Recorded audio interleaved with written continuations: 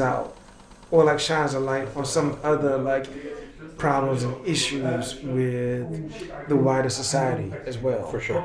Basically, I mean, but of course that's an understatement. But yeah, but I guess before going forward, should I ask what's one question about like AI that I should not ask? Like, what's your like the way Nirvana had they did not want to play Team Spirit. What's the AI question that I should not ask you? Not ask me. Oh, Yeah. damn, that's a good question in itself. Also, so I can ask you.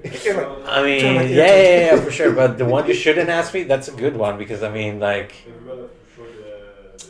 always get like, oh man, like when people say like, oh, when is AI gonna take over the world? Like this kind of shit, this kind of stuff. Like they see like the Terminator. Yeah. Even who we were talking about before always had like the Terminator exoskeleton on the slides. Yeah. I was like, why do that? Yeah. I guess so, but yeah, okay. Yeah, totally. I mean, I don't like this question just because it just like closes the possibilities of what AI can be. Yeah. I mean, just like, okay, I'm gonna sound like really whatever weird to quote this book. This book is actually about this book right here. Buy it right here. This book. No, yeah. Are you in here?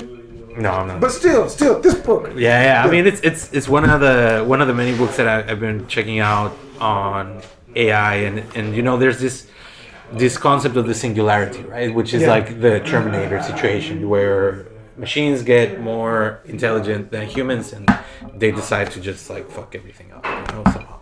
Yeah. That's the singularity moment, And I've been reading about like a couple of authors talking about this multiplicity, the basically the counter or what you're saying, like basically not one AI, not one end goal towards this idea of AI, but like many AIs, It's not like the Terminator is just this singularity idea because there's this end point and it's just one point. This is like basically the Western, Hollywood, US kind of centric narrative where, Google's trying to achieve this to have a AI that's like super intelligent and like, can replace humans and blah, blah, blah. But I mean, some other authors, Jason Lewis from Canada, he's like also heritage from Hawaii, is talking about making kin with the machines and talking about machines as other, like animals somehow, like as non-human others, and how